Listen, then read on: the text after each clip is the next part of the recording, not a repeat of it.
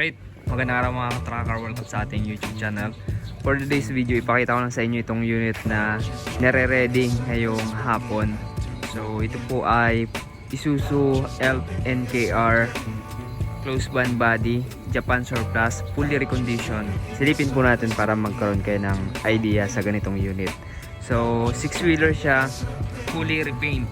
Yung pintura kulay puti, ayan.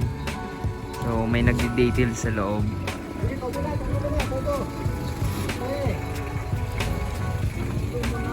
Brand new mga gulong niya, 7.0 R16.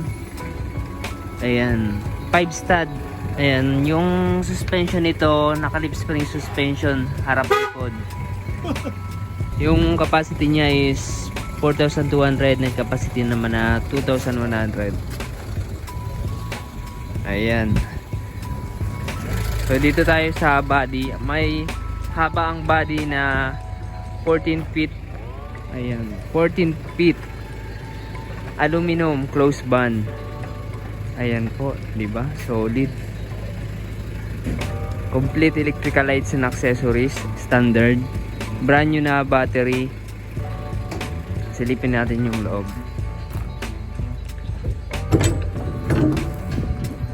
So ito yung loob niya. Naka plywood panel yung side pati sa ceiling, tapos merong dalawang LED light. Naka steel flooring na checkered yung ayan, yung sahig. Gawa to dito sa amin, kaming gumawa nitong body. Ayan. Dito sa ilalim, nandito nakapwesto yung reserbang gulong. Tapos all steel pala tong body na to. Ayan, pati ilalim soleras, saka yung baby chassis ay bakal. Ayan, ayan po yung kanyang chassis. Maayos yung chassis. So ito yun naman yung kanyang loob ng cab. Ayan, so nililinisan ng and washing department and pinakikintab. Nakabolster na yung mga upuan, diba? Pogi.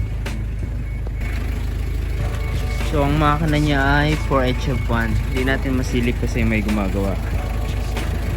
Ayan po, solid. So itong unit na ito mga ka-tracker ay nagre-range ito ng 950 to 980. So dito ko lang matatapos itong video na to. Maraming salamat sa panonood. Kung nagustuhan nyo, paki-like, share, at kung hindi pa kayo nakaka-subscribe, mag-subscribe na kayo. Maraming salamat. God bless. Bye bye.